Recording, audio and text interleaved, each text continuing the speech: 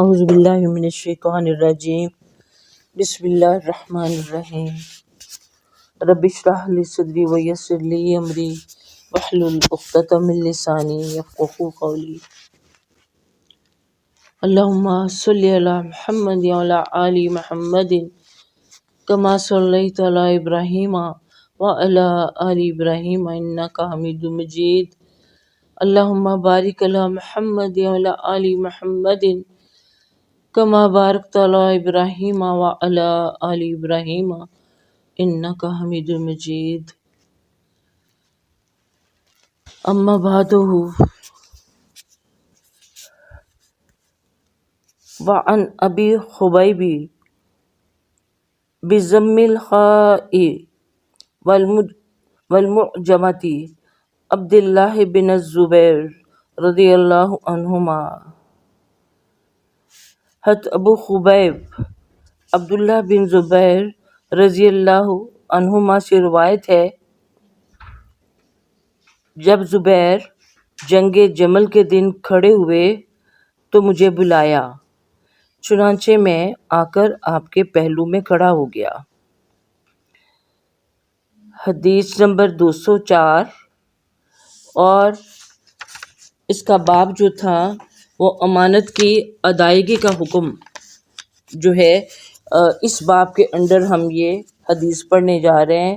یہ حدیث خاصی طویل ہے، لیکن اس میں بہت زیادہ ہمارے لیے سبق کے پہلو ہیں جو ہم سیکھ سکتے ہیں، لہٰذا جب میں آپ سے بھی یہی توقع کروں گی کہ آپ اس کو توجہ کے ساتھ سنیں، بلکہ اگر کتاب آپ کے پاس ہے تو سامنے کھول کے رکھیں اور اس کے ساتھ ساتھ چلیں، کیونکہ آپ حدیث صرف سننے والے نہیں ہیں بلکہ حدیث کے طالب علم ہیں، اور طالب علم کا کام ہوتا ہے کہ وہ چونکہ وہ علم کا طالب ہوتا ہے، اس لیے وہ ہر چیز کو جو کہ استاد اس کو بتا رہا ہے اس کو توجہ سے اس کو کی طرف توجہ کرے، اس کو سنے، اس کو سمجھے، جو چیز سمجھ میں نہ آئے وہ استاد سے پوچھے تاکہ بات پوری کی پوری سمجھ میں آ جائے۔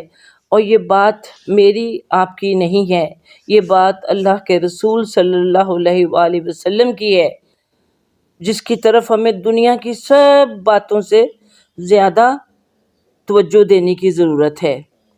تو اس لیے اس سے یہ نہ سمجھے کہ اتنی لمبی حدیث آپ نے کوئی یاد کرنی ہے، آپ نے کوئی سنانی ہے، یہ تو صرف اس لیے آپ کو بتائی جا رہی ہیں تاکہ آپ بھی اپنے آپ کو رسول اللہ صلی اللہ علیہ وسلم کی ایک ادنا امتی کی حیثیت سے جانیں کہ آپ صلی اللہ علیہ وسلم کی زندگی کیسی تھی، ان کے قول و فعل کیا تھے، اور ان کے آگے جو ماننے والے تھے، ان کے جو اصحاب تھے رضی اللہ تعالیٰ عنہم، ان کے اخلاق و کردار کیسے تھے، وہ رسول اللہ صلی اللہ علیہ وسلم کی مجلسوں میں کس طرح ہمہ گوش ہو کے تشریف رکھتے تھے اور اتنی توجہ سے سنتے تھے کہ آپ دیکھیے اتنی طویل حدیث اور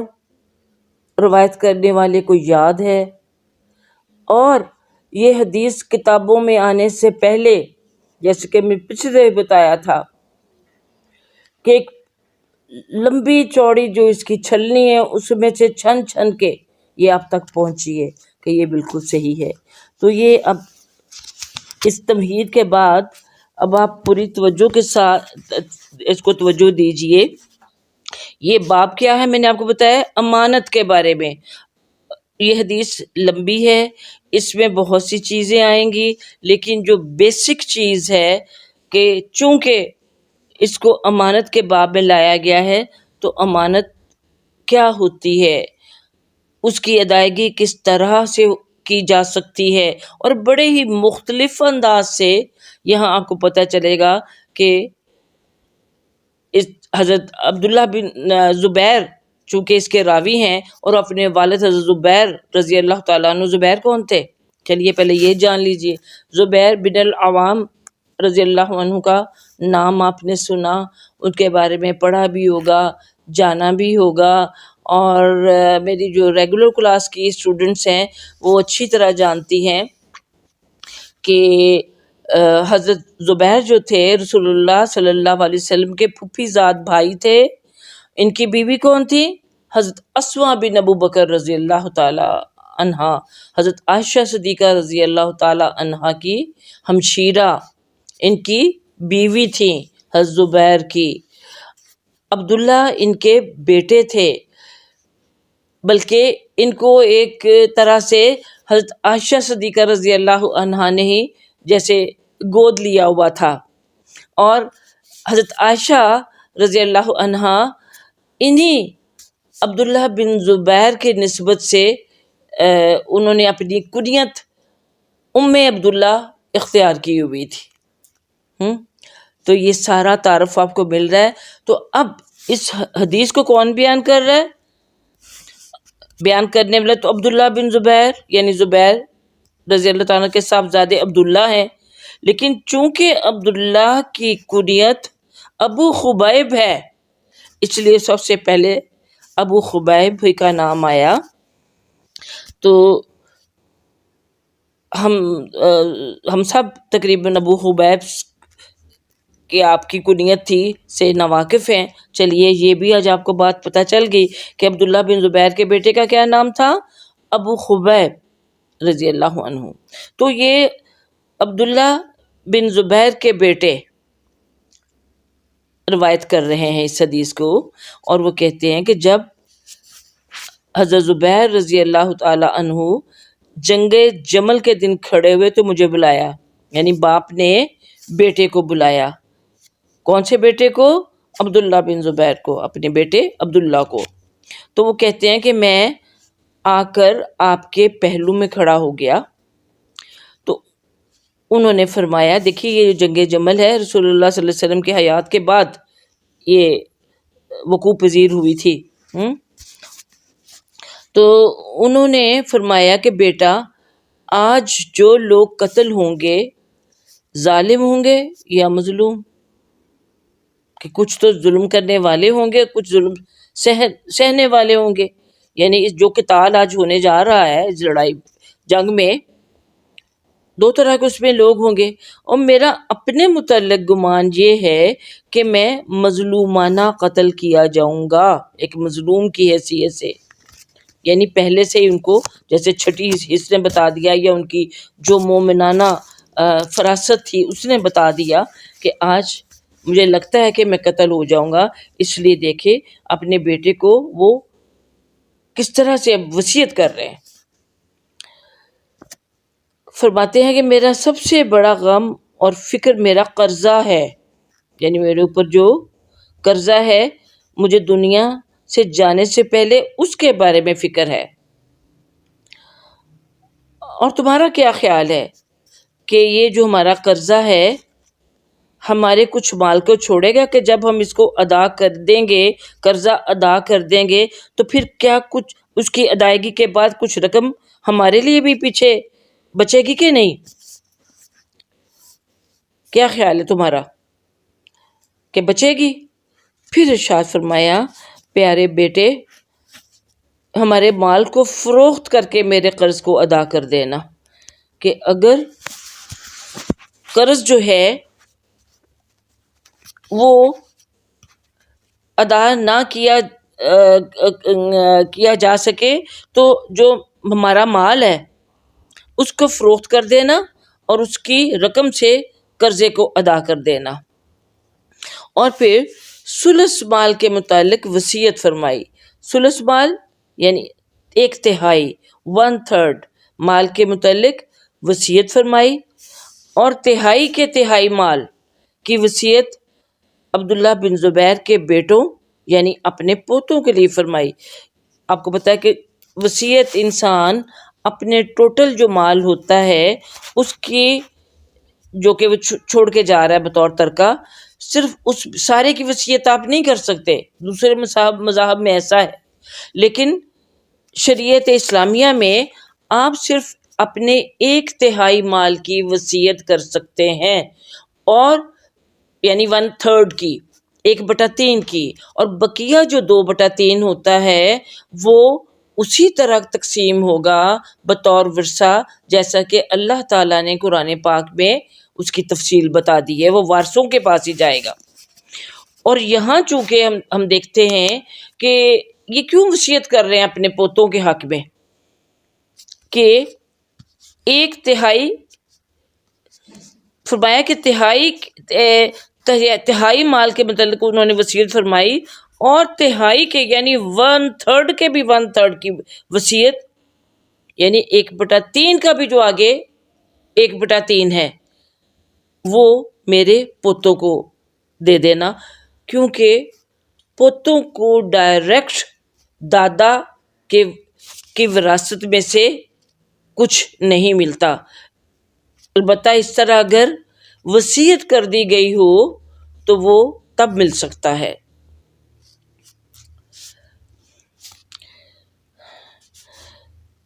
پھر فرمایا کہ اگر قرض کی ادائیگی کے بعد ہمارے مال میں سے کچھ بچ جائے تو اس کا تیسرا حصہ بھی تیرے بیٹوں کے لیے ہے، یعنی میرے پوتوں کے لیے۔ حشام جو کہ راوی حدیث ہیں وہ کہتے ہیں کہ عبداللہ کے بیٹے خبیب اور عباد نے حضرت زبیر رضی اللہ تعالیٰ عنہ کے بعض بیٹوں کو دیکھا تھا، اور حضرت زبیر کے اس وقت 9 بیٹے اور 9 بیٹیاں تھیں۔ عبداللہ کہتے ہیں کہ وہ مجھے اپنے قرض کے متعلق وصیت فرماتے رہے، اس دوران میں فرمانے لگے، اے بیٹے، اگر تو قرض کے بعض حصے کی ادائیگی سے عاجز آ جائے تو میرے مولا سے مدد طلب کر لینا۔ یہاں تک کہ میں نے عرض کیا کہ ابا جان آپ کا مولا کون ہے، کیونکہ اس زمانے میں مولا آقا کو کہتے تھے جو کسی بھی غلام کا یا جو کوئی بھی شخص اپنے آپ کو کسی کی ولایت میں یا تولیت میں دے دیتا تھا، یا کوئی بھی شخص کسی کو اپنا مولا بنا لیتا تھا اور اس کا سرپرست، مولا مطلب سرپرست بن جاتا تھا، گارڈین بن جاتا تھا، تو اس کو مولا ہی کہتے تھے۔ اس لیے یہ زبیر رضی اللہ تعالیٰ عنہ کے بیٹے نے اپنے باپ سے یہ عرض کی کہ مجھے سمجھ میں نہیں آئی کہ آپ کا مولا کون ہے، یعنی آپ تو ایک آزاد انسان ہے، مجھے تو میری سمجھ میں آیا کہ بھی یہ مولا سے کیا مراد ہے آپ کی۔ تو حضرت عبداللہ بن زبیر نے جواباً فرمایا کہ میرا مولا اللہ ہے، اللہ کو اپنا مولا جانا، اور سب ہم بھی اللہ کو مولا کہتے ہیں کہ وہی ہمارا سرپرست ہے۔ تو یہاں دیکھیں کتنا توکل تھا اللہ کی ذات پہ، تو کہا کہ اگر تو قرض کے بعض حصے کی ادائیگی سے عاجز آ جائے، یعنی تیرے پاس کچھ تو سمجھ نہ آئے کہ کم ہے تو میں کیا کروں، کیسے قرض ادا کروں، تو مولا سے مدد لے لینا۔ اب یہ مولا کوئی دنیاوی مولا نہیں ہے بلکہ اللہ تعالیٰ کی ذات ہے۔ تو حضرت عبداللہ بیان کرتے ہیں کہ جب کبھی بھی مجھے ان کے قرضے کی ادائیگی کے سلسلے میں کوئی مشکل درپیش ہوئی تو میں کہتا کہ اے زبیر کے مولا، یعنی بجائے کہ اے اللہ تعالیٰ کہنے کی بجائے یا اللہ ڈائریکٹ کہنے کی بجائے میں کہتا کہ اے زبیر کے مولا، ان کا قرض ان کے ذمے سے ادا فرما دیں۔ پس وہ اللہ تعالیٰ جو تھے بحیثیت مولا کے وہ قرضے ادا کرنے کا کوئی نہ کوئی بندوبست فرما دیتے، اور میں بھی یعنی فارغ ہو جاتا۔ اب عبداللہ کہہ رہے ہیں کہ جیسا کہ میرے والد کو یہ گمان تھا کہ میں شاید قتل ہو جاؤں، بلکہ یقین ہی لگ رہا ہے جو اتنی وصیتیں وہ کر گئے، کہتے ہیں کہ اسی جنگ میں یعنی جنگ جمل میں میرے والد قتل ہو گئے، اور انہوں نے کوئی اپنے ترکے میں درہم و دینار نقد نہ چھوڑا، کہ کوئی نقد رقم انہوں نے نہیں چھوڑی، بلکہ صرف الغابہ کی زمینیں تھیں، اور مدینے میں 11 مکان تھے، بصرہ میں 2 مکان تھے، ایک مکان کوفہ میں تھا اور ایک مکان مصر میں تھا۔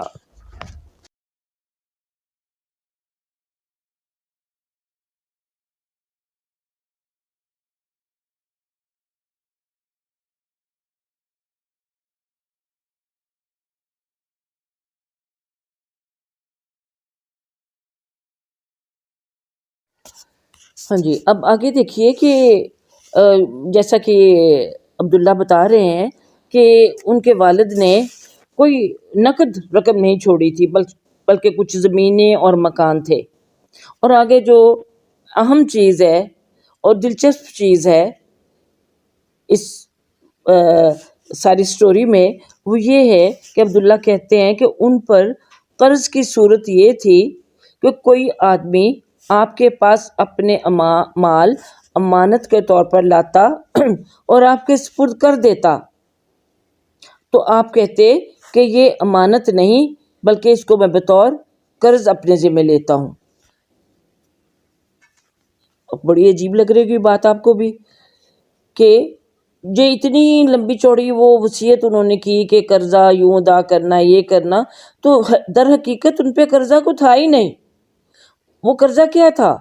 وہ قرضے کی ایک صورت تھی، اور وہ یہ تھی کہ عموماً جو نیک لوگ ہوتے ہیں، امین لوگ ہوتے ہیں، جیسا کہ رسول اللہ صلی اللہ علیہ وسلم خود تھے، تو لوگ اپنی امانتیں ان کے پاس رکھوا دیا کرتے ہیں۔ اور یوں ہی حضرت عبداللہ بن زبیر، یعنی حضرت زبیر رضی اللہ تعالیٰ عنہ جو تھے، ان کے پاس بھی لوگ اپنے مال بطور امانت رکھوانے کے لیے آتے، تو آپ ان سے کہتے کہ یہ امانت نہیں بلکہ میں اس کو اپنے ذمہ قرض سمجھ کے لے رہا ہوں، اس لیے کہ مجھے اس کے ضائع ہونے کا ڈر ہے۔ کیوں؟ اس لیے کہ دیکھیے، جب آپ کسی کے پاس اپنی کوئی امانت رکھواتے ہیں تو امانت رکھنے والا اپنے طور پر اس کی پوری حفاظت کرتا ہے کہ یہ امانت ہے، کہیں یہ ضائع نہ ہو جائے، کہیں یہ چوری نہ ہو جائے۔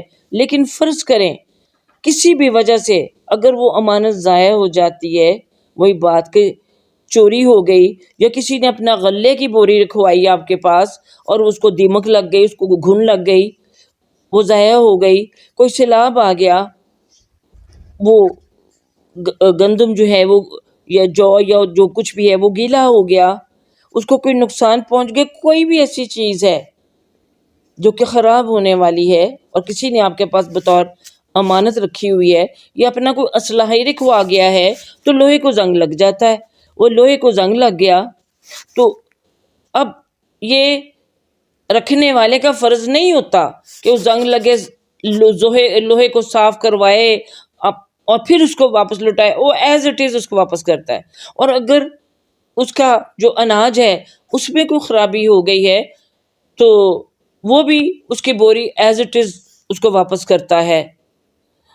اور اگر وہ سیلاب وغیرہ کی شکل میں، طوفان کی شکل میں بہہ گئی ہے، خراب ضائع ہو گئی ہے، اس کے پاس ہے ہی نہیں، اور اس کے پاس ثبوت بھی ہے اور سب جانتے ہیں کہ اس نے وہ اسی طرح نقصان اس کا ہو گیا ہے یا کوئی چور لے گئے ہیں، تو اب اس کے ذمہ یہ نہیں ہوتا کہ وہ اس امانت کو اپنے پلے سے پورا کر کے اس کو دے۔ جو ضائع ہو گئی سو ہو گئی، وہ رکھوانے والے کی ہے۔ وہ جب یہ رکھواتا ہے تو آپس میں یہ بات ایک انڈرسٹینڈنگ ہوتی ہے کہ ٹھیک ہے، تو مجھے امین سمجھ کے دے رہا ہے تو امانت پہ بھروسہ کر، اور اگر اس میں کوئی اونچ نیچ ہو گئی تو میں قصوروار نہیں ہوں۔ یعنی امانت رکھنے کا جو قاعدہ ہے وہ تو یہی ہے، لیکن یہاں جو ہمیں مختلف چیز نظر آ رہی ہے وہ یہ ہے کہ حضرت زبیر رضی اللہ تعالیٰ عنہ کے پاس جب کوئی امانت رکھوانے کے لیے آتا تو اس کو کہتے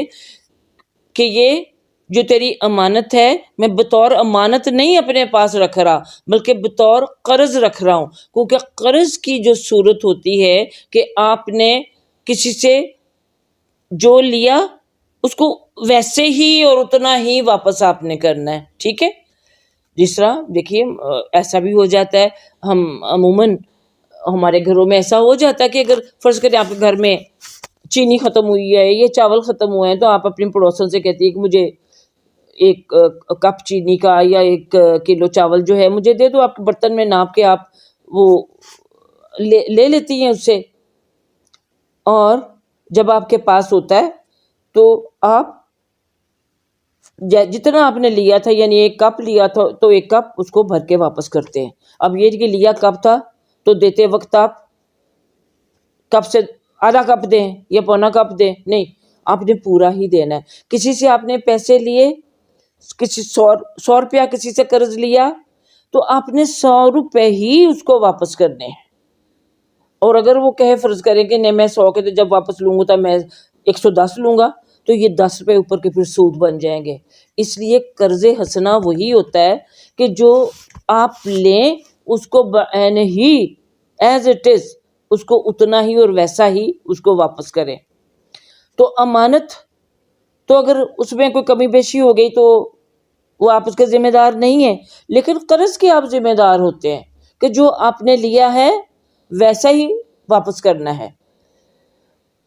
تو یہ اتنے زیادہ سینسٹیو تھے اس امانت کے معاملے میں کہ اگر مجھ سے ضائع ہوگی تو اس بیچارے کا نقصان ہو جائے گا. اس لیے بطور قرضہ اس کی رقم یا اس کی چیز رکھتے کہ اگر نقصان ہو گیا کسی وجہ سے تو میں اپنے پلے سے پورا کر کے اس کو پورا دوں گا، مجھے چاہے نقصان ہو جائے. کتنی عظیمت کی بات ہے، کتنے اونچے درجے کی یہ بات ہے. ہاں، یہ جتنی بھی اس میں اچھی اچھی باتیں میں انشاءاللہ آپ کو اینڈ میں بتاؤں گی کہ ہم نے کیا کیا سیکھا ہے، آپ بھی ذرا غور کرتے چلے جائیں. اچھا، تو آپ امانت رکھوانے والے کو کیا کہا کرتے کہ یہ امانت نہیں بلکہ قرض ہے، اس لیے کہ مجھے اس کے ضائع ہونے کا ڈر ہے. اور پھر اگلی بات یہ بھی کہ آپ کسی بھی عہدے پر مقرر نہ ہوئے، یعنی آپ نے کبھی کوئی عہدہ، کوئی منصب، جیسے ہوتا ہے حکومتوں میں کوئی وزارت، سفارت، کوئی بھی ہو، کوئی عہدہ ہو، کوئی پوسٹ ہو، اس پہ کبھی کسی عہدے پہ نہ رہے. اور نہ آپ نے کبھی کوئی ٹیکس دیا اور نہ ٹیکس وصول کرنے کی ذمہ داری قبول کی. وہ ٹیکس ہو خراج کی شکل میں ہو، وہ ذمہ کی شکل میں ہو، اور چاہے وہ زکوٰۃ کی شکل میں ہو. آپ نے کبھی اس طرح کا کام نہیں کیا کہ میرے سے کوئی اونچ نیچ، کوئی آگا پیچھا نہ ہو جائے. اتنے زیادہ کیئرفل تھے آپ. تو آپ نے ٹیکس یا وصولی کی ذمہ داری کبھی قبول نہ کی، جس سے یعنی یہ شبہ ہو سکتا تھا کہ اس مال میں کوئی ناجائز طریقے سے بھی کچھ شامل ہو گیا ہوگا، یا کس طریقے سے کہ جو مختلف عہدوں پر فائز لوگ ہوتے ہیں ان کو پتہ ہے، اور آپ بھی جانتے ہیں کہ وہ ہمیشہ ایک جیسے ٹنگے ہوتے ہیں، ایک تلوار ان کے سر پر لٹک رہی ہوتی ہے. اور اگر کوئی دیندار شخص ہے کہ کوئی مجھ سے بیجا توقع نہ رکھے، مجھے کوئی رشوت کی کوشش نہ کرے، مجھے کوئی رشتہ تعلق ظاہر کر کے مجھ سے کوئی فیور نہ حاصل کرنا چاہے، تو اس بات سے وہ ڈرتے ہی رہتے ہیں. تو انہوں نے اس ڈر سے کبھی کوئی عہدہ لیا ہی نہیں تھا. اور آپ صرف کیا کام کیا کہ حضرت صلی اللہ علیہ وسلم کے زمانے میں ان کے ساتھ، اور ابو بکر اور عمر رضی اللہ تعالیٰ عنہما اور عثمان رضی اللہ تعالیٰ عنہ کے ساتھ غزوات میں شریک ہوئے، کہ ان کے ساتھ غزووں میں شریک ہوئے. اور یہ جو مال تھا ان کے پاس، وہ زمین کی شکل میں یا وہ مکانوں کی شکل میں، یہ مال غنیمت ہی سے خریدے ہوئے یہ ساری جائیداد تھی. حضرت عبداللہ رضی اللہ عنہ کہتے ہیں کہ میں نے ان کے ذمے قرض کی رقم کو شمار کیا، یعنی قرض سے مراد وہی امانتیں، تو وہ 22 لاکھ، یعنی 22 لاکھ درہم ہی ہوگی غالباً. پھر عبداللہ یہ جو ہیں، ان کو حکیم بن حزام رضی اللہ تعالیٰ عنہ ملے، یہ بھی صحابی رسول صلی اللہ علیہ وسلم ہیں، اور انہوں نے کہا، فرمایا کہ اے بھتیجے، میرے بھائی کے ذمہ کتنا قرضہ ہے، یعنی بھائی سے مراد حضرت زبیر، میں نے قرضے کو چھپایا اور یوں ہی کہہ دیا کہ 1 لاکھ۔ تو حضرت حکیم نے کہا کہ میرے خیال میں تو تمہارا مال، یعنی وراثت جو تمہاری ہے، اس قرض کی گنجائش نہیں رکھتی کہ تمہارے پاس اتنا تو مال و دولت یا درہم و دینار میرے خیال میں نہیں موجود کہ تم اس 1 لاکھ ادا کر سکو۔ عبداللہ کہتے ہیں کہ میں نے کہا کہ حضرت اگر 22 لاکھ ہو تو پھر کیا خیال ہے؟ کہ ذرا سوچئے کہ اگر میں نے تو 1 لاکھ کہا، اگر 22 لاکھ فرض کریں، اگر 22 لاکھ ہو تو پھر کیا خیال ہے کہ میں ادا کر سکوں گا؟ تو اس پر انہوں نے کہا کہ میرے خیال میں اتنے بڑے قرضے کو ادا کرنے کی تو تم بالکل ہی طاقت نہیں رکھتے، بس اگر تم اس میں سے کسی قدر عاجز ہو جاؤ، یعنی تم اتنا نہ پے کر سکو 22 لاکھ میں سے، تو مجھ سے مدد طلب کر لینا۔ اب یہ نہیں کہو کہ اوئے ہوئے تم کیا کرو گے، کیا بنے گا تمہارا، اتنا قرضہ تیرا باپ تیرے اوپر چھوڑ گیا، یہ کیا کر کے ہو گیا، اس طرح کی کوئی بات نہیں۔ اب جانے والا تو چلا گیا، اب جانے والے کو قرضہ بھی ہو تو اس کو، جانے والوں کو تو برا کہنا ہی نہیں۔ اور پھر آپ یہ پڑھ بھی چکے ہیں حدیث کہ اگر قرضہ تو اگر شہید کے بھی ذمہ ہو تو اس کو اللہ تعالیٰ معاف نہیں کرتا۔ تو یہ بھی صحابی رسول تھے نا رضی اللہ تعالیٰ عنہ، اور حضور پاک صلی اللہ علیہ وسلم کے زیر تربیت رہے ہوئے تھے، انہوں نے ان کے مکارم اخلاق سکھائے ہوئے تھے۔ تو انہوں نے کہا، یعنی بجائے اس کے کہ وہ پریشان ہو جاتے اور عبداللہ کو بھی پریشان کرتے، انہوں نے کہا کہ اگر جو بھی ہے، اگر تمہیں اس قرضے کی ادائیگی میں کوئی مشکل درپیش ہو تو تم مجھ سے مدد لے لینا، یعنی اپنے آپ کو آفر کر دیا۔ اب عبداللہ کہتے ہیں کہ میں نے ان کو بتایا کہ میرے والد نے غابہ کی زمین 1,70,000 میں خریدی تھی۔ عبداللہ نے، وہ کہتے کہ میرے والد نے غابہ کی زمین 1,70,000 میں خریدی تھی، تو میں نے اس کو، یا عبداللہ نے اس کو 16 لاکھ میں فروخت کر دی، یعنی 1,70,000 کی زمین کو کتنے میں فروخت کیا؟ 16 لاکھ میں۔ اور پھر انہوں نے کھڑے ہو کر اعلان کیا کہ جس کا میرے والد زبیر رضی اللہ عنہ کے ذمہ قرضہ ہو تو وہ مجھے الغابہ کی زمین پر ملے اور اپنا قرضہ وصول کر لے۔ چنانچہ عبداللہ بن جعفر آئے، ان کا حضرت زبیر کے ذمہ 4 لاکھ قرضہ تھا۔ انہوں نے عبداللہ بن زبیر سے کہا کہ اگر تم چاہو تو میں یہ قرضہ تمہارے لیے معاف کر دیتا ہوں۔ اب دیکھیے شانیں صحابہ کرام رضی اللہ عنہم کی، کیسی کیسی شانیں ہیں۔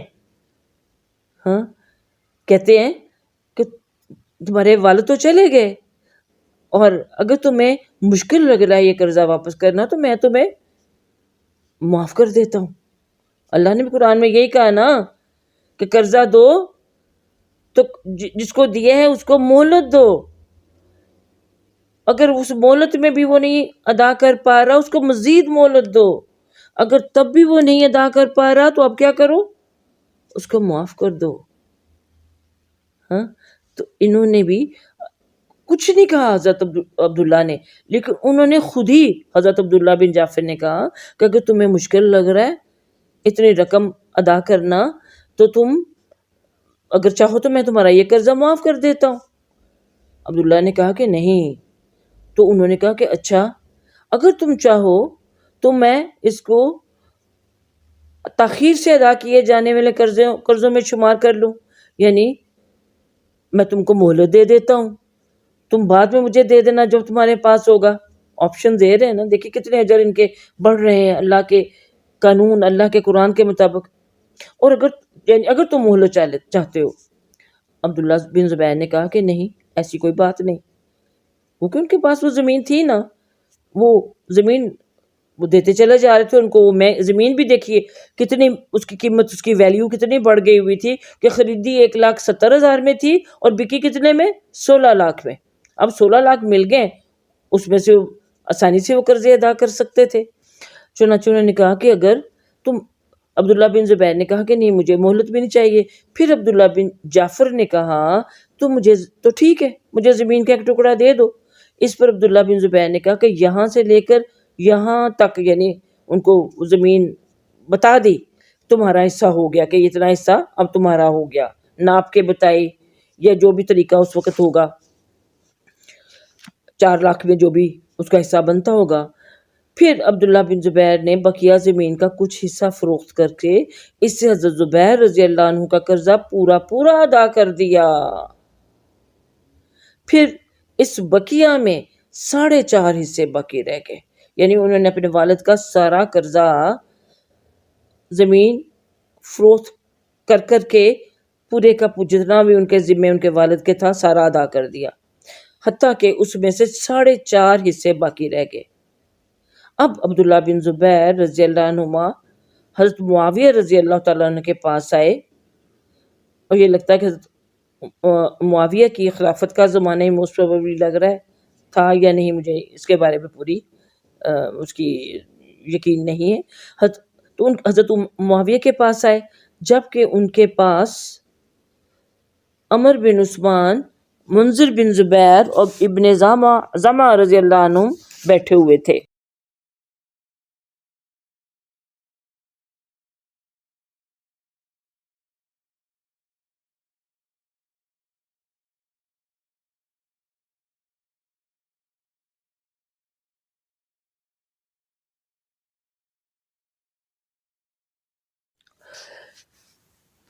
حضرت معاویہ نے عبداللہ سے پوچھا الغابہ کی کتنی قیمت لگی اس ساری زمین کی؟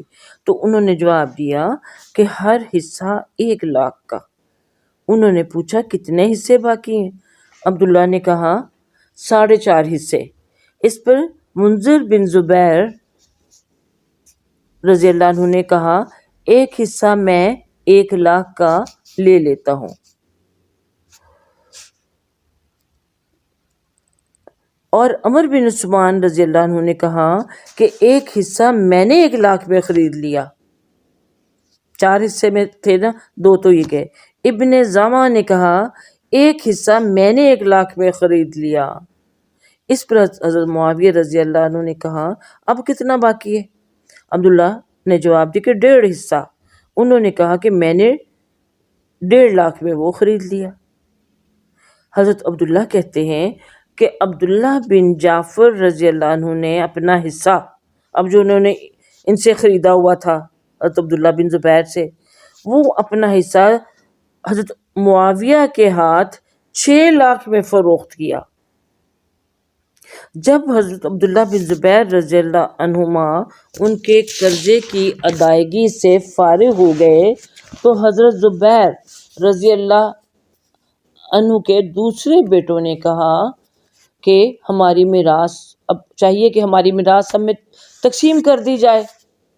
آپ کو بتایا نا ان کے 9 بیٹے اور 9 بیٹیاں تھیں، اور عبداللہ نے اپنے بھائیوں سے کہا، اب ان کا جواب سنیے، کہ میں اس وقت تک تقسیم نہیں کروں گا جب تک کہ 4 سال موسم حج میں اعلان نہ کر لوں کہ اگر کسی کا زبیر یعنی میرے والد کے ذمہ قرضہ ہو تو وہ آ کر لے جائے۔ چنانچہ عبداللہ 4 سال تک حج کے موقع پر، کیونکہ حج کے موقع پر گرد و پیش کے علاقوں سے بھی بہت لوگ اور دوسرے ملکوں سے بھی آئے ہوتے ہیں، تو سب سے میں جب تک پوچھ کے تسلی نہ کر لوں کہ کسی کا، میرے والد کسی کے دیندار تو نہیں، تو عبداللہ 4 سال تک حج کے موقع پر اعلان کرتے رہے۔ پھر 4 سال بعد انہوں نے اپنے بھائیوں کے درمیان یعنی اپنی بہن بھائیوں کے درمیان میراث تقسیم کی، اور ثلث یعنی تیسرا حصہ وصیت کے مطابق اوصیاء یعنی جن کے حق میں وصیت کی گئی تھی ان کو دیا۔ اب غور کیجئے ذرا کہ حقدار کو حق پہنچانے کے لیے حضرت زبیر رضی اللہ تعالی عنہ کے بیٹے اور حضرت اسماء رضی اللہ تعالی عنہا کے بیٹے، وہ جن کو عائشہ صدیقہ رضی اللہ عنہا نے گود لیا ہوا تھا، کیا اخلاق تھا ان کا، کیا کردار تھا ان کا، کتنی کوشش، کتنی محنت، کتنا وقت لگایا تاکہ اپنے باپ کی وصیت کو پورا کر سکیں،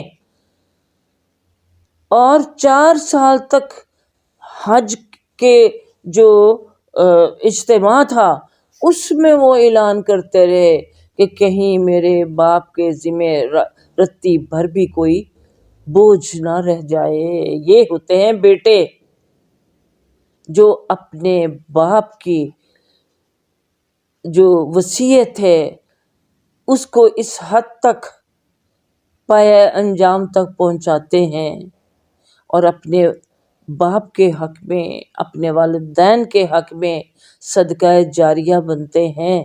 یہ تربیت کس کی تھی؟ انہی والدین کی، جس کی بدولت ان کو اللہ تعالیٰ نے یہ مرتبہ عطا کیا۔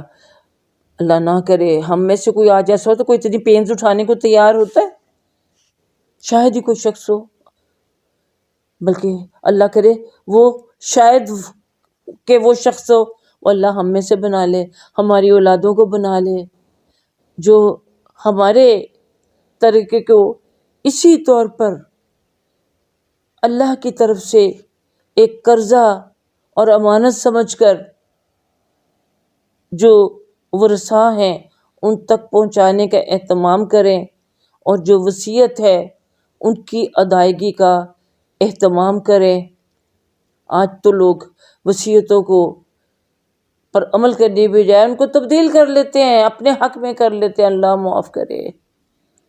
اب میں ایک ایک کر کے انشاءاللہ باقی بھی اس سے جو کچھ ہم سیکھ رہے ہیں میں آپ کو ساتھ ڈسکس کرتی ہوں۔ تو حضرت زبیر، اب پتہ چل رہا ہے کہ حضرت زبیر رضی اللہ عنہ کی 4 بیویاں تھیں، 9 بیٹے 9 بیٹیاں 4 بیویاں۔ ان میں سے ہر ایک بیوی کو 12 لاکھ حصے میں آیا۔ سوچئے اللہ نے کس قدر برکت دی ان کے اس زمین کے ٹکڑے میں، اور اصل برکت تو ان کی نیتوں کو عطا کی، جس کی وجہ سے وہ مال اتنا بڑھ گیا کہ ایک ایک بیوی جس کا حق اولاد ہونے کے صورت میں صرف 1/8 ہوتا ہے، اس کو بھی 12 لاکھ ملے۔ بس اور دیکھیے حضرت زبیر رضی اللہ عنہ کا کل ترکہ کتنا ہو چکا ہوا تھا، اضافہ ہوتے ہوتے ملٹیپلائی ہوتے ہوتے 5 کروڑ 2 لاکھ درہم۔ کتنے؟ 5 کروڑ 2 لاکھ درہم۔ اور یہ دیکھیے یہ بخاری کی حدیث ہے، اس کی اوتھینٹسٹی میں کسی کو کوئی شک نہیں، کسی بھی حدیث میں نہیں، ساری تقریباً اس میں مسلم اور بخاری کی اور صحیح سورس والی حدیثیں آپ کو ملتی ہیں۔ تو اب اس بات کی طرف میں آ رہی ہیں کہ ہم نے کیا سیکھا اس سے۔ ہاں، تو پہلی بات تو ہم نے یہی سیکھی کہ چونکہ حضرت زبیر رضی اللہ تعالیٰ عنہ جہاد پر جا رہے تھے، اور جہاد میں جب انسان جاتا ہے، ویسے تو انسان کو کسی کو بھی نہیں پتا ہوتا کہ میں نے کب مرنا ہے کہ جینا ہے، یہ کب میری موت آنی ہے، لیکن جب انسان میدان جنگ میں جا رہا ہو تو اس کی زندگی اور اس کو خود کو غیر یقینی لگتی ہے۔ لہٰذا اس موقع پہ انہوں نے اپنے بیٹے کو وصیت کی کہ پتہ نہیں میں بچ کے آتا ہوں کہ نہیں۔ اس لیے اگر کسی کو وصیت کرنی ہو تو وصیت کر دینی چاہیے، بلکہ ایک اور حدیث میں رسول پاک صلی اللہ علیہ وسلم نے بتایا کہ اگر اس کی نیت ہو نا وصیت کرنے کی تو وہ ایک رات بھی نہ اس پہ گزارے، اس کو لکھ دے، 2 گواہوں کی موجودگی میں لکھوا دے۔ اچھا، اور کیا بات ہم نے سیکھی کہ وصیت پوری کرنے سے پہلے اور وراثت تقسیم ہونے سے پہلے میت کے ذمہ جو قرض ہو اس کو ادا کر دینا انتہائی ضروری ہوتا ہے۔ قرض ادا کرنا کب، یعنی قرض پہلے ادا کیا جائے، پھر جو وصیت اس نے کی ہو 1/3 کی وہ پوری کی جائے، اس کے بعد جو میراث ہے، وراثت ہے، اس کو تقسیم کیا جائے۔ بات سمجھ میں آ گئی نا؟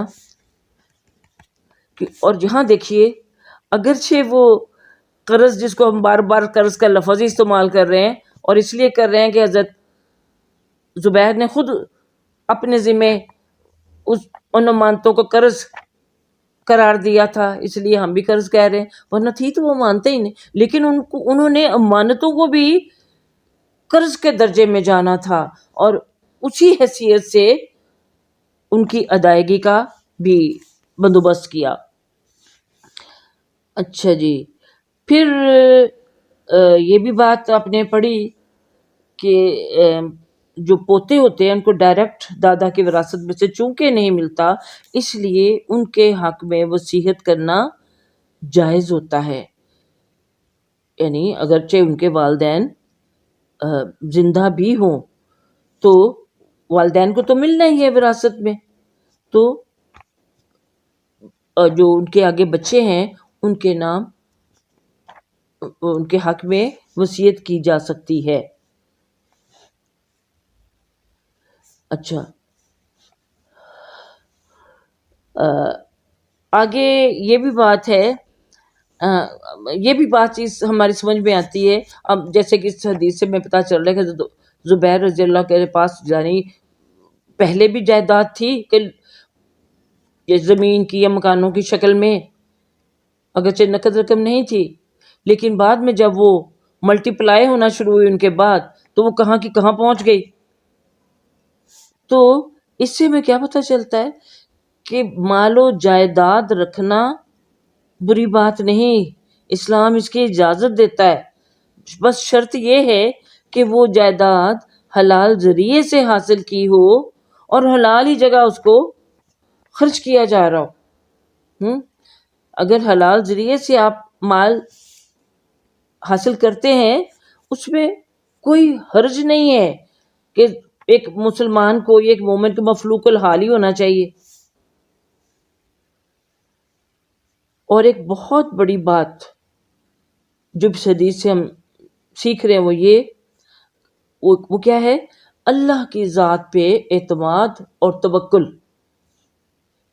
کہ وہ اللہ تعالیٰ کو اپنا مولا قرار دے گئے، اور آگے سے بیٹا بھی ان کو بطور مولا ہی ان سے طلب کر رہا ہے، اور اللہ تعالیٰ دے رہے ہیں، اور سب کچھ یہ کس لیے ہو رہا ہے؟ اللہ کی ذات پہ توکل کی وجہ سے۔ اللہ مالک ہے، اللہ وکیل ہے، اللہ کرنے والا، وہ کارساز ہے۔ اب آگے دیکھیے، یہ عبداللہ بن زبیر یا زبیر رضی اللہ تعالیٰ عنہ کے جو اخلاق و کردار تھا وہ اپنی جگہ، لیکن اب صحابہ کرام رضی اللہ تعالیٰ عنہ جو تھے دیگر، جن کے نام آپ نے یہاں پڑھے سنے، حکیم بن حزام کا جیسے لیا، یہ عبداللہ بن جعفر ہیں، اس طرح ان کی طرف دیکھیے کہ ان کا بھی اخلاق کتنا اعلیٰ تھا کہ کسی نے تعاون کی پیشکش کی، کسی نے قرضہ معاف کرنے کی خواہش کا اظہار کیا، کسی نے قرضے کی ادائیگی کو ڈیلے کرنے کی خواہش کی، لیکن عبداللہ بن زبیر نے ان سے بھی زیادہ بلندی اخلاق کی دکھائی کہ کوئی پیشکش قبول نہ کی، حالانکہ ان کو یہ مواقع حاصل ہو رہے تھے۔ اور ایک اور بڑی بات جو ہماری سمجھ میں آتی ہے کہ جو شخص اللہ پر توکل کرتا ہے یا جو جہاد میں حصہ لیتا ہے، اس کے مال میں اللہ کی طرف سے برکت ڈال دی جاتی ہے۔ توکل کرنے میں جو اللہ پہ توکل کرتا ہے کہ اللہ دے دے گا، اللہ مالک ہے، ہم اکثر لفظ تو یہ استعمال کرتے ہیں اللہ مالک ہے، پتہ نہیں یہ دل سے کہتے ہیں کہ نہیں کہہ رہے ہوتے، یہ محاورت نہیں کہہ رہے ہوتے، لیکن وہ سچ مچ دل سے کہتے تھے۔ تو جو دل سے اللہ کو اپنا وکیل مان لیتا ہے، اس پہ توکل کر لیتا ہے، تو اللہ اس کے مال میں برکت ڈال دیتا ہے۔ جیسے کہ ابھی ہم دیکھ رہے ہیں کہ حضرت زبیر کی جو زمین تھی یا ان کی جو جائیداد تھی، کئی گنا قیمت پر فروخت ہوئی، اور سارا قرض اتر کر بھی، یعنی ساری امانتوں کی ادائیگی ہونے کے باوجود بھی ان کے پاس اتنی دولت بچ گئی کہ آپ دیکھ رہے ہیں کہ ایک ایک بیوی کو 12-12 لاکھ ملا، اور تو یہ ساری برکت تھی نا اس کی، جو کہ انہوں نے اللہ پہ توکل کرتے ہوئے جو کام کیا تھا. اچھا، تو زبیر رضی اللہ تعالیٰ عنہ کا جو اللہ پہ توکل تھا وہ تو آپ کو پہلے شروع میں پتہ چل گیا تھا کہ امانتوں کو بھی اپنے ذمہ بطور قرض لے رہے تھے تاکہ نقصان ہو تو ان کا ہو، لوگوں کا نہ ہو. امانت رکھنا ہی کتنی بڑی ذمہ داری ہوتی ہے، لیکن اس کے علاوہ کہ اس میں کسی بھی طور کوئی کمی بیشی نہ ہو جائے. پھر عبداللہ بن زبیر رضی اللہ عنہ کا ہمیں قابل رشک یہ کردار نظر آتا ہے کہ پہلے والد کا قرضہ اتارا جیسے کہ اصول ہے، پھر جو ترکہ تھا ان کا ورثاء میں تقسیم فرمایا، اور ورثاء نے بھی 4 سال تک انتظار کیا. انہوں نے بھی کوئی شور نہیں مچایا، انہوں نے بھی کوئی بار بار مطالبہ نہیں کیا کہ ہمارا حصہ ہمیں دیے جائے. یہاں تو 2 دن نہیں انتظار کرتا کوئی. انہوں نے انتظار کیا تاکہ ہمارے بھائی نے بھائی کے ذمہ جو والد ذمہ داری ڈال کے گئے ہیں وہ خیر و خوبی کے ساتھ اس کی ادائیگی کر سکے. اور یہ سب ایسا کیوں ہوا؟ ایسا اس لیے ہوا، وہ بھی ہمیں اسی حدیث سے پتہ چلتا ہے کہ حضرت زبیر بن العوام رضی اللہ عنہ نے رسول اللہ صلی اللہ علیہ وسلم سے امانت کی ادائیگی کے بارے میں حدیث سن رکھی تھی کہ یہ کتنی بڑی ذمہ داری ہے اور امانت میں خیانت کی جائے تو کتنا بڑا گناہ ہے. اس لیے وہ اتنے زیادہ محتاط تھے. اللہم اجعلنا منہم، اللہ تعالی ہمیں بھی ایسے لوگوں میں شامل فرمائے جو امانتوں کے سلسلے میں، قرضوں کے سلسلے میں اور اخلاق و کردار کے سلسلے میں اتنی ہی بلندی حاصل کریں جتنے کہ ہمارے یہ اکابر، ہمارے جو اسلاف تھے انہوں نے کی ہوئی تھی.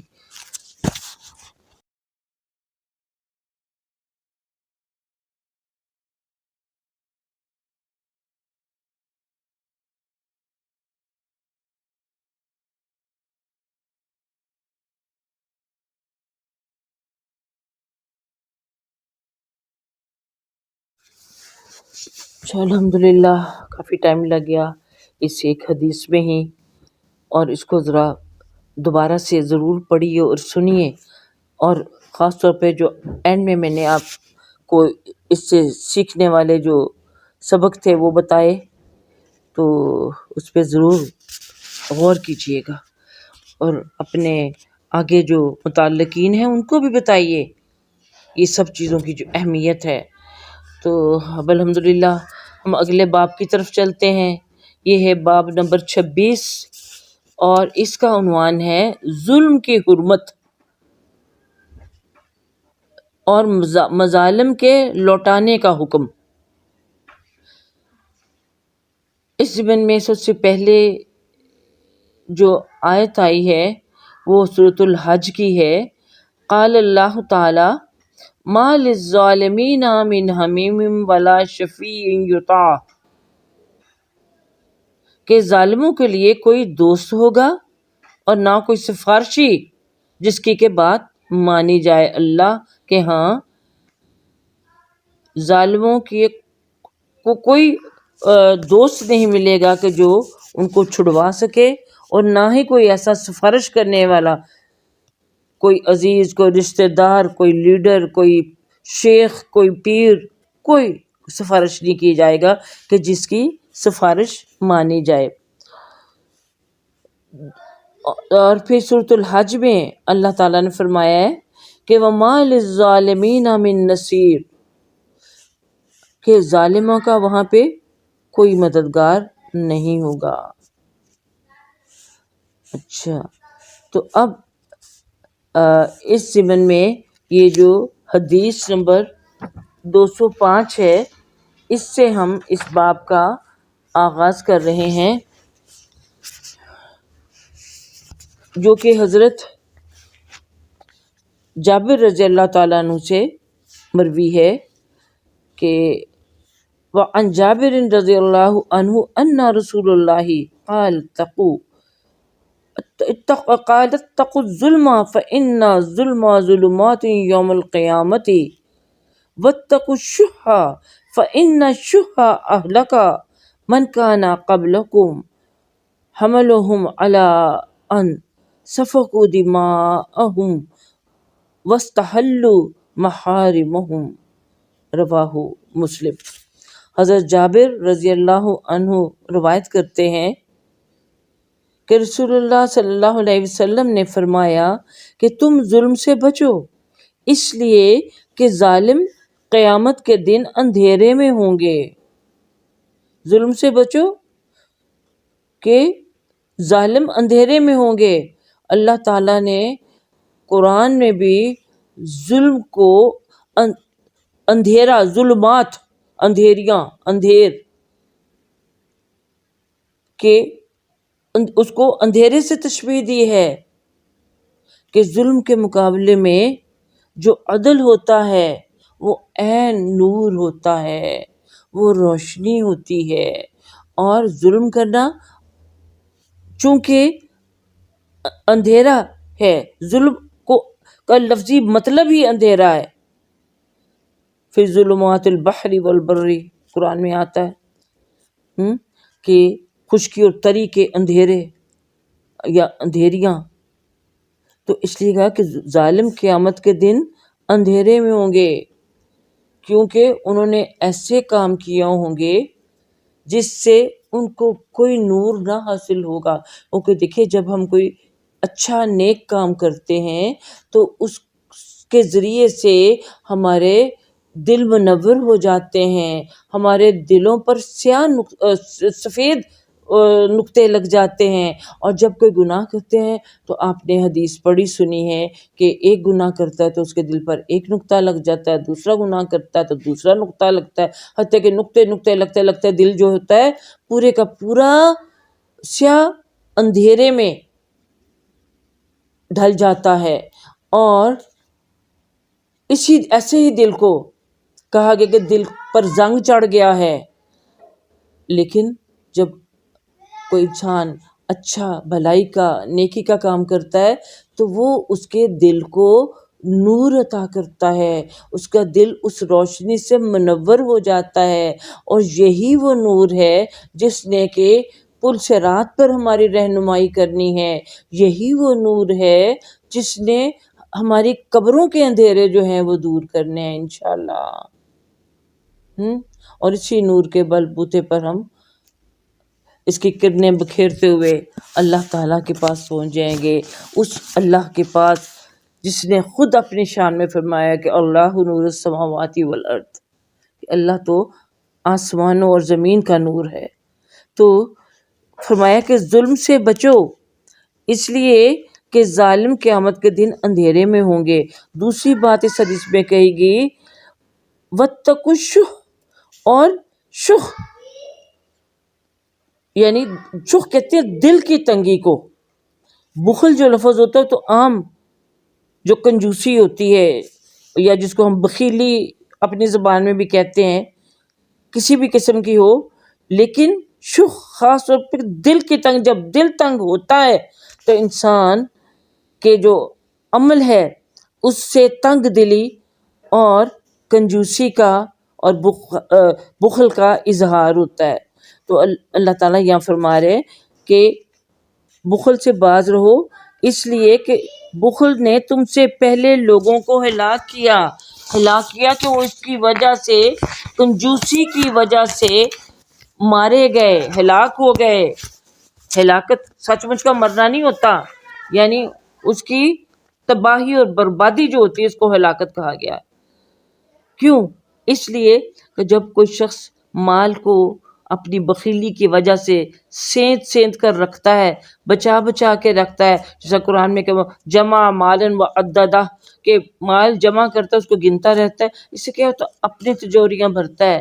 اور کسی کو ضرورت مند کو دینے کا موقع ہو تو اس کا حوصلہ نہیں پڑتا کہ اس میں سے کچھ بھی نکال کے اس کو دے، کہ میں نے محنت سے کمایا ہے، میں نے مشکل سے اتنے جوڑا ہے. اس اکثر آپ نے بچوں کو بھی دیکھا ہوگا کہ وہ بھی جب اپنے جو منی باکسز ہوتے ہیں، گلے جو ہوتے ہیں، ان میں جو پیسے جمع کرتے رہتے ہیں، وہ نکالو، کہتے ہیں بھی اس میں سے کچھ نکالو یا دو، تو یا اس کے پاس ویسے ہی تو کہتے ہیں لاؤ جی ضرورت ہے فلاں کو دے دو، میں کیوں نہ اپنے گلے میں کیوں نہ ڈالوں میں. تو وہ امیر لوگ جو ہوتے ہیں اسی طرح جوڑتے رہتے ہیں مال. حالانکہ دیکھیے اللہ تعالیٰ نے، اللہ چاہتا تو سب کو مال ایک جیسا دے دیتا، لیکن اللہ تعالیٰ خود فرماتے ہیں قرآن کے کہ فی اموالہم، کہ ان کے مال حق للسائل والمحروم، کہ مال ان کے ہیں لیکن اللہ تعالیٰ نے ان کے مالوں میں حق رکھا ہوا ہے سوال کرنے والوں کے لیے بھی، اور ان کا بھی جو کہ اس نعمت سے محروم ہے، براہ راست اللہ نے ان کو نہیں دیا ہوا. اللہ تعالیٰ پرکھنا چاہتا ہے اپنے بندوں کے ذریعے بندوں کو، کہ جن کو زیادہ دیا ہو کیا وہ جن کو پاس کام میں ان کو دیتے ہیں یا نہیں، ان کی ضرورتیں پوری کرتے ہیں کہ نہیں. اور دیکھیے اسی وجہ سے انفاق فی سبیل اللہ کی راہ میں مال خرچنے کا کتنا درجہ رکھا گیا ہے. اور مال اللہ کی راہ میں خرچ کرنے سے، صدقہ دینے سے، دوسروں کی ضرورتیں پوری کرنے سے مال گھٹتا نہیں ہے، اللہ برکت عطا فرماتا ہے اور دل کو خوشی عطا فرماتا ہے. تو اگر ہوتا پھر کیا ہے، جو اگلی اس حدیث کا حصہ ہے، ہاں جی، تو یہ جو حدیث کا دوسرا حصہ ہے اس میں کہا گیا ہے کہ بخل سے باز رہو، کہ اس لیے بخل نے تم سے پہلے لوگوں کو ہلاک کیا، ان کو ایک دوسرے کا خون بہانے اور حرام کو حلال قرار دینے پر آمادہ کیا. اب کنجوسی کا جو نقصان ہے، بخل کا جو نقصان ہے، اس کا یہاں پر ذکر کیا جا رہا ہے کہ اس شح نفس کی وجہ سے، اس بخیلی کی وجہ سے پھر کیا ہوتا ہے، جب کچھ لوگ غریب سے غریب ہوتے چلے جاتے ہیں، تو اور جب ان کی ضرورتیں پوری نہیں ہوتی، بھوک ان کو ستاتی ہے، تو وہ پھر جرائم کرنے پر اتر آتے ہیں. اور جرائم کس لیے کرتے ہیں؟ اپنی ضرورتیں پوری کرنے کے، ڈائریکٹ ان کی ضرورتیں پوری نہیں ہو رہی ہوتی.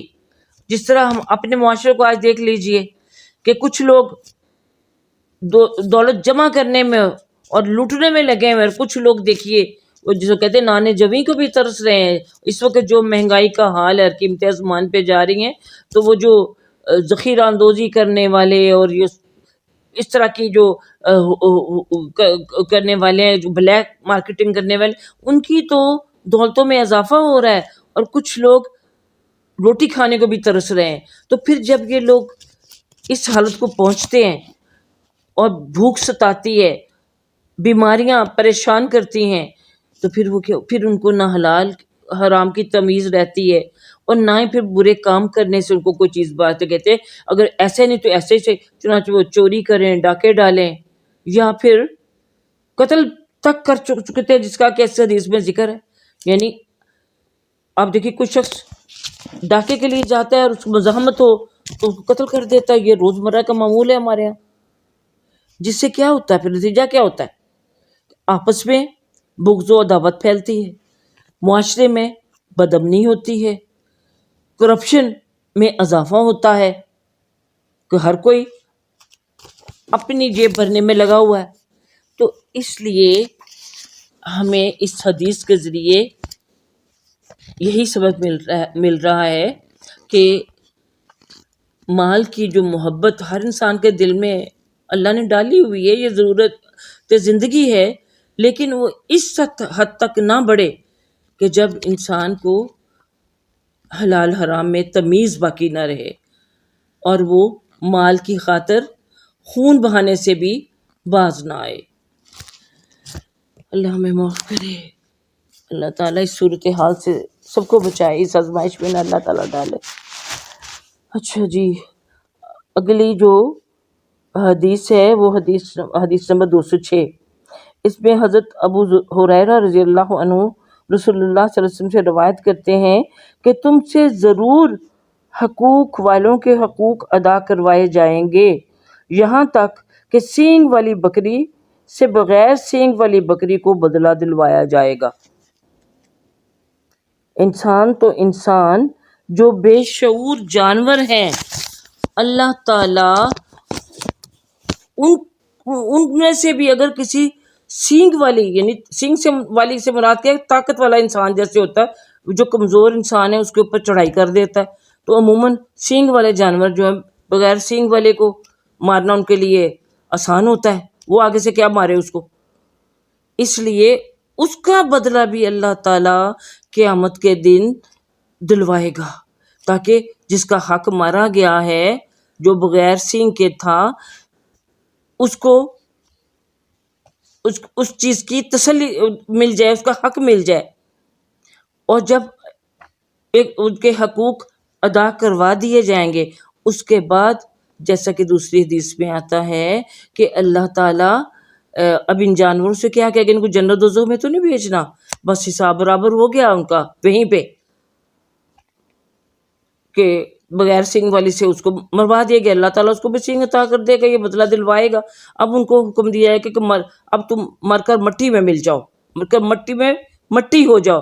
اس وقت اس حدیث میں آتا ہے کہ کافر کہے گا کہ یا لیتنی کنت ترابا، اے کاش میں بھی مٹی ہوتا، آج مجھ سے بھی یہی بدلہ لے کے یہ مٹی کے ساتھ مجھے مٹی بنا دیا گیا ہوتا، آج مجھے حساب لینے کے لیے کھڑا ہی نہ کیا گیا ہوتا۔ اس سے پہلے کہ وہ وقت آئے، ہمیں سوچنا چاہیے، سمجھنا چاہیے کہ ہم اپنے آپ کو ان بے شعور جانوروں سے بھی نیچے نہ گرا دیں، بلکہ انسان ہونے کے ناطے اپنے آپ کو اس لیول پہ رکھیں جو کہ انسان کے شایان شان ہے، کیونکہ انسان کو اللہ تعالیٰ نے عقل عطا کر کے بھیجا ہوا ہے۔ اس لیے انسان ہمیں چاہیے کہ اگر اللہ نہ کرے ہم سے ہمارے ہاتھوں کسی کے ساتھ زیادتی ہوئی ہے تو ہم اس ظلم کی تلافی دنیا میں ہی کر لیں، اور خاص طور پر اس ضمن میں حقوق العباد کے، یعنی جو بندوں کے حقوق پہ ہم نے اگر کوئی ڈنڈی ماری ہے تو دنیا سے جانے سے پہلے ضرور ان سے معافی مانگ لینی چاہیے۔ حدیث نمبر 207، یہ حضرت ابن عمر رضی اللہ تعالیٰ عنہ سے روایت ہے کہ وہ فرماتے ہیں کہ ہم حجۃ الوداع کے متعلق گفتگو کر رہے تھے، اس دوران حضور صلی اللہ علیہ وسلم ہمارے درمیان موجود تھے۔ وہ کہتے ہیں کہ ہم آپس میں، یعنی صحابہ کرام رضی اللہ تعالیٰ عنہ، حجۃ الوداع کے متعلق گفتگو کر رہے تھے، جبکہ یہ ظاہر حجۃ الوداع انہوں نے رسول اللہ صلی اللہ علیہ وسلم کی معیت میں ہی کیا تھا، تو وہ ان کے درمیان موجود تھے، لیکن ہمیں معلوم نہ تھا کہ حجۃ الوداع کیا ہے کیا، یہاں تک کہ حضور صلی اللہ علیہ وسلم نے اللہ تعالیٰ کی حمد و ثنا بیان کی۔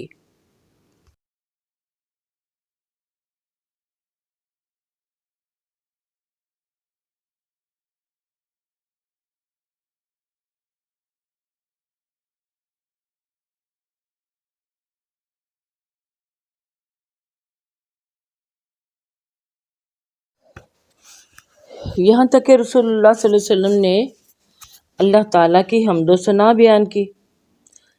پھر یعنی حجۃ الوداع کا جو خطبہ آپ نے سنا ہوا ہے نا، کہ آپ صلی اللہ علیہ وسلم نے جو وہاں خطبہ دیا تھا، تو ان میں جو چیزیں تھیں ان میں یہ بھی تھا کہ یہاں تک کہ رسول پاک صلی اللہ علیہ وسلم نے اللہ تعالیٰ کی حمد و ثنا بیان کی، پھر مسیح دجال کا طویل تذکرہ فرمایا اور ارشاد فرمایا کہ اللہ تعالیٰ نے جس پیغمبر کو بھی پیغمبر بنا کے بھیجا، اس نے اپنی امت کو دجال سے ضرور ڈرایا۔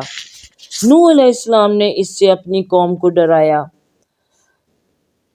اور ان کے بعد والے انبیاء علیہ السلام نے بھی، اور اگر وہ تم میں سے نکل آئے تو تم پر اس کا حال مخفی اور پوشیدہ نہیں رہے گا، بلکہ آسانی سے تم اسے پہچان لو گے، کیونکہ اس کا حال حلیہ جو ہے رسول اللہ صلی اللہ علیہ وسلم نے بڑی تفصیل کے ساتھ بتا دیا ہوا ہے۔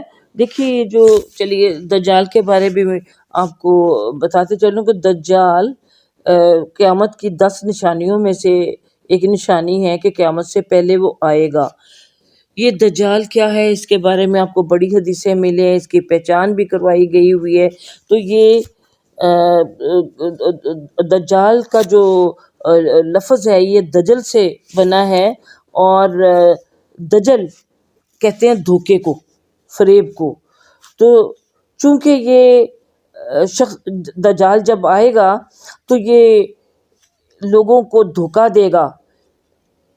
کیا کہہ کر وہ دھوکا دے گا کہ میں تمہیں زندہ کر سکتا ہوں، میں مرے ہوئے کو زندہ کر سکتا ہوں، اور تمہیں چاہوں تو میں ابھی مار سکتا ہوں. یعنی جیسے نعوذ باللہ اللہ تعالیٰ کے مقابل اپنے آپ کو قرار دے گا. تو یہ اتنی بڑی یہ آزمائش بن کر آئے گا کہ ہر انسان کا جو ایمان ہے وہ داؤ پہ لگ جائے گا، وہ آزمائش میں مبتلا ہو جائے گا. تو اور اس کی باتیں اگر نہیں مانے گا، وہ کہے گا کہ آگ میں کود جاؤ. لوگ آگ میں جو اس کے تو آگ میں کود جائیں گے. وہ اس طرح سے آپ جب اس کے بارے میں پڑھتے ہیں تو بہت زیادہ اس کا جو دور ہوگا اس میں انسان آزمائش پہ مبتلا کیا جائے گا. تو ہم دیکھتے ہیں کہ رسول پاک صلی اللہ علیہ وسلم نے بھی بہت ساری احادیث میں اس سے پناہ مانگنے کی دعائیں ہمیں سکھائی ہیں. تو کیونکہ وہ جو اس کی بات نہیں مانے گا اس کو وہ مار دے گا، یا دھمکی دے گا مار کی، یا جنگ کی دھمکی دے گا، اور جو مان لے گا اس کا ایمان ضائع ہو جائے گا. تو بہت یہ تفصیل سے اس کا بتایا گیا ہے. تو یہ بہرحال جہاں پہ جو اس حدیث پہ آگے پتہ چل رہا ہے، یعنی ایک تو یہ اب تک پتہ چلا کہ اس کی پہچان ہمیں حدیثوں کے ذریعے سے کرا دی گئی ہے. کس طرح سے؟ سب سے پہلے تو یہی بات بتائی، جیسے کہ اس حدیث میں بھی پتہ چل رہا ہے کہ بے شک تمہارا رب کانا نہیں، اور وہ دجال بلا شبہ دائیں کانی آنکھ والا ہے. اس کی وہ آنکھ گویا ابھرا ہوا انگور ہے. یعنی اس کی ایک آنکھ، جو اس کو مسیح الدجال کہا جاتا ہے نا، تو اس لیے مسیح کہا جاتا ہے کہ وہ ممسوح العین ہے. یعنی اس کی ایک آنکھ غائب ہے، موجود ہے، وہ نہیں ہے. جیسے کسی نے مسح کرنا کہتے ہیں نا، ہاتھ پھیرنا، کہ ہاتھ پھیر کے اس کی آنکھ غائب کر دی ہو. تو کانی آنکھ وہی ہوتی ہے جس کی ایک آنکھ ہوتی ہے، اس کو کانی آنکھ کہتے ہیں. کانا ہی کہتے ہیں نا ہماری زبان میں بھی. تو یہاں اس کو اس کے لیے ممسوح العین وہ ہے، چونکہ ہے اس لیے اس کو مسیح الدجال کہا جاتا ہے. حضرت عیسیٰ علیہ السلام کو مسیح اس لیے کہا جاتا ہے کہ وہ مسح کرتے تھے، ٹچ کرتے تھے، چھوتے تھے بیماروں کو، اور وہ تندرست ہو جایا کرتے تھے. تو یہ دجال جو ہے یہ اپنی اس طرح سے لوگوں کو دھوکے دے گا، گمراہ کرے گا. تو اس لیے اب اس حدیث میں نبی کریم صلی اللہ علیہ وسلم اس کے بارے میں بتا رہے ہیں کہ تمام انبیاء علیہ السلام نے اپنی اپنی امتوں کو اس کی آمد کے بارے میں بھی بتایا، اور اس کا حلیہ بھی بتایا کہ اس کی آنکھ ایک ہے، اور دوسری آنکھ کی جگہ کیا ہے، جیسے کوئی ابریا ہوا کو انگور ہے، چھالا سا جیسے کوئی پھولی ہوئی جگہ ہے، اور اس کے علاوہ کچھ نہیں ہے. تو کہا کہ وہ اپنے آپ کو تو خدا کے برابر ظاہر کرے گا. تو نعوذ باللہ اللہ تو ایک آنکھ والا نہیں ہے. پھر فرمایا خبردار، بے شک اللہ تعالیٰ نے تم پر تمہارے خون اور تمہارے مال حرام کر دیے ہیں، جس طرح تمہارے اس مہینے میں یہ دن حرمت والا ہے. حرمت والا کیا ہوتا ہے؟ عزت والا. حرام کیا کرے؟ تمہارے مال قابل عزت ٹھہرا دیے، مال اور دوسروں کا خون. کہ اللہ نے بے شک تمہارے لیے تمہارے خون اور تمہارے مال حرام کر دیے ہیں ایک دوسرے کے، یعنی مال تم ہتھیاؤ یا تم دوسرے کو قتل کرو، اس کا خون کر دو، یعنی دوسرے کو قتل کرنا بھی تمہارے لیے حرام کیا ہے، اور دوسروں کا مال اپنے قبضے میں کرنا بھی حرام کیا ہے۔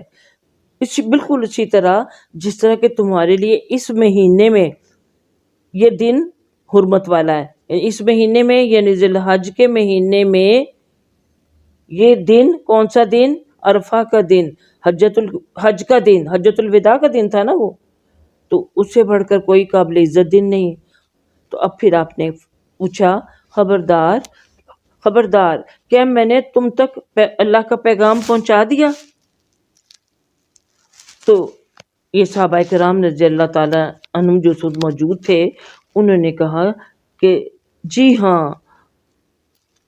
تو آپ صلی اللہ علیہ وسلم نے فرمایا اے اللہ تو بھی گواہ ہو جا، یعنی یہ لوگوں نے جب کہا کہ نعم، تو آپ صلی اللہ علیہ وسلم نے کیا فرمایا؟ اللہم اشہد، کہ اللہ تو گواہ رہنا کہ میں نے تیرا پیغام لوگوں تک پہنچا دیا، جس کی کہ یہ اس وقت گواہی دے رہے ہیں۔ آپ نے 3 مرتبہ یہ بات فرمائی، پھر فرمایا تمہارے لیے ہلاکت افسوس ہے، تمہارے لیے ہلاکت افسوس ہے، تباہی و بربادی ہے۔ وَيْلَكُمْ کا لفظ استعمال ہے کہ تمہارے لیے تباہی و بربادی ہے۔ دیکھنا میرے بعد کافر نہ ہو جانا کہ ایک دوسرے کی گردنیں مارنے لگو، کہ میں دنیا سے جب چلا جاؤں تو میرے بعد ایک دوسرے کے گلے نہ کاٹنا، یعنی لڑائی جھگڑے میں، باہم اختلاف میں اس درجے کے پہنچ جاؤ کہ مسلمان ہونے کے باوجود ایک دوسرے کے گلے کاٹنے لگو۔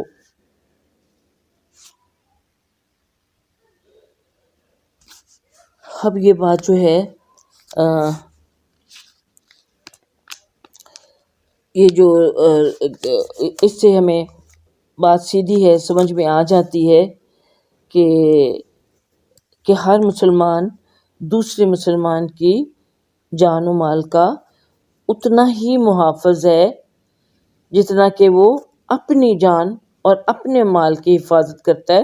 دوسری جگہ اس میں تیسری چیز آبرو بھی شامل کی گئی کہ دوسرے کی آبرو، عزت بھی اسی طرح قابل احترام ہے جس طرح کہ انسان کے لیے اپنی عزت جو ہوتی ہے، جتنی کہ وہ سیلف رسپیکٹ چاہتا ہے، اس طرح دوسروں کی بھی عزت کا وہ اتنا ہی اس کو چاہیے کہ وہ نگہبان بنے، بجائے اس کے کہ وہ ان کا دشمن بن جائے اور ان کا خون بہائے۔ کہ اگر ایسا کیا تو یہ جو گناہ ہے دوسرے کی جان و مال و عزت پر ہاتھ ڈالنا، کہ یہ ایسا ہی ہے جیسے کہ کفر کرنا، یعنی کفر کرنے کے مترادف ہے، بلکہ انسان کافر ہی ہو جاتا ہے۔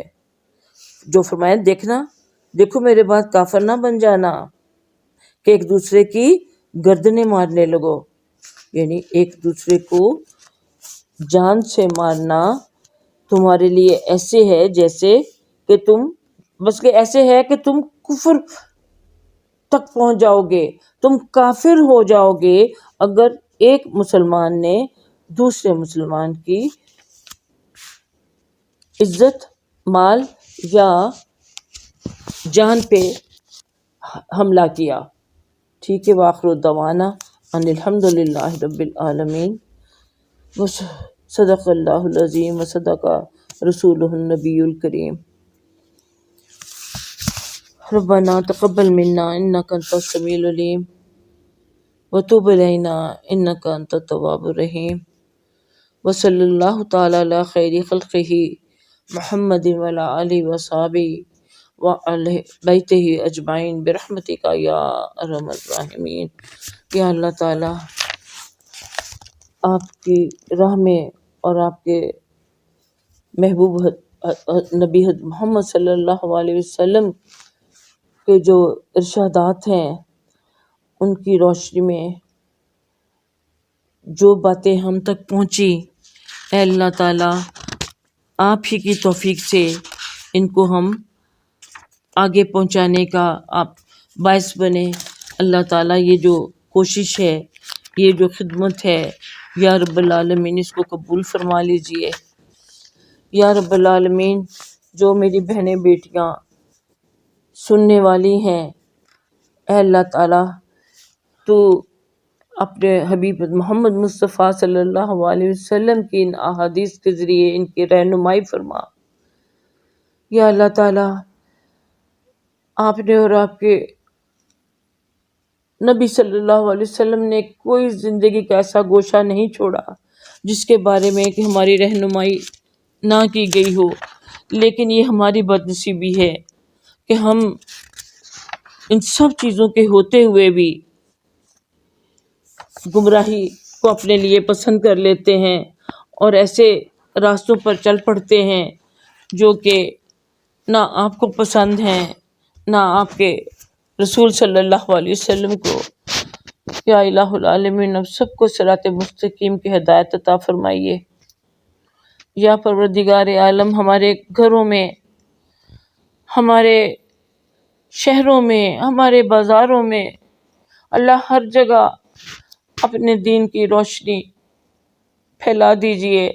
اللہ تعالیٰ ہمیں بھی یہ روشنی پھیلانے کی توفیق عطا فرمائیے، اور ہمارے جیسے بہت سے اور آپ صلی اللہ علیہ وسلم کے جو امتی ہیں ان کو بھی یہ توفیق عطا فرمائیے تاکہ ہم سب ان کی سفارش کے قابل ہو سکیں۔ یا الہ العالمین ہم سب کی غلطیاں کوتاہیوں سے درگزر فرمائیے۔ ربنا اغفر لنا ذنوبنا واسرافنا فی امرنا وثبت اقدامنا وانصرنا علی القوم الکافرین۔ ربنا آتنا فی الدنیا حسنۃ وفی الآخرۃ حسنۃ وقنا عذاب النار۔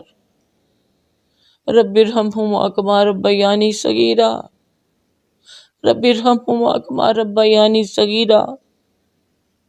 اللہ ہمارے والدین پر رحم فرمائیے، وہ اس دنیا میں ہیں یا اگلی دنیا میں جہاں کہیں بھی ہیں، اللہ تعالیٰ اپنے رحمتوں کا نزول فرمائیے، ان کی غلطیوں کوتاہیوں سے درگزر فرمائیے۔ جو حیات ہیں اللہ پاک ان کی بھی بڑھاپے آسان کیجئے۔ اللہ تعالیٰ تو مجھ سمیت جو بھی بڑھاپے کی منزلیں طے کر رہے ہیں اور ہمارے عزیز و اقارب میں سے بھی اللہ تعالیٰ ہمارے لیے آسانیاں پیدا فرمائیے، محتاجیوں سے بچائیے، معذوری سے بچائیے۔ یا اللہ تعالیٰ اپنے ہاتھوں پاؤں سے کام لیتے ہوئے اس دنیا سے چلے جائیں۔ اللہ اپنی زبان سے، اپنی آنکھوں سے اللہ تعالیٰ کام لیتے ہوئے آپ کی راہ میں اپنی جتنے بھی جو ہمارے ظاہری اور ہمارے باطنی جو بھی نعمتیں ہیں ہمیں توفیق عطا فرمائیے کہ ان کو آپ ہی کی راہ میں ہم خرچ کریں۔ ہمارے جسم کا ایک ایک عضو جو ہے اللہ تعالیٰ اپنی بندگی میں لگا لیجئے اور اس حال میں اپنے حضور پیش کر لیجئے۔ اللہ موت سے قبل ہمیں توبہ کی توفیق عطا فرما دیجئے۔ یا الہ العالمین ہمارے جو عزیز و اقارب آپ کے پاس پہنچے ان کو جنت الفردوس کے اعلیٰ درجات عطا فرمائیے۔ یا اللہ تعالیٰ ہم میں سے جو بیمار ہیں، جن کے جو عزیز بیمار ہیں تو سب کو شفاء کاملہ عاجلہ عطا فرما دیجئے۔ اللہ تعالیٰ میری بہن فوزیہ کا جو کل فون آیا تھا، اللہ تعالیٰ وہ بھی کرونا میں مبتلا ہے، فوزیہ کرم اللہ پاک، تو ان کو بھی اور ان کے شوہر کو صحت کاملہ عاجلہ عطا فرما دیجئے۔ یا رب العالمین ہمارے دلوں میں جو بھی نیک اور جائز ہماری تمنائیں ہیں اللہ تعالیٰ ہماری سب کی وہ پوری فرما لیجئے۔ یا اللہ تعالیٰ ہم سب کو رزق حلال عطا فرمائیے، ہمارے بچوں کو نیکی کی ہدایت عطا فرمائیے۔ یا اللہ پاک ہم سب کی سننا سنانا قبول فرما لیجئے۔ ربنا تقبل منا انک انت السمیع العلیم وتب علینا انک انت التواب الرحیم۔ السلام علیکم ورحمۃ اللہ۔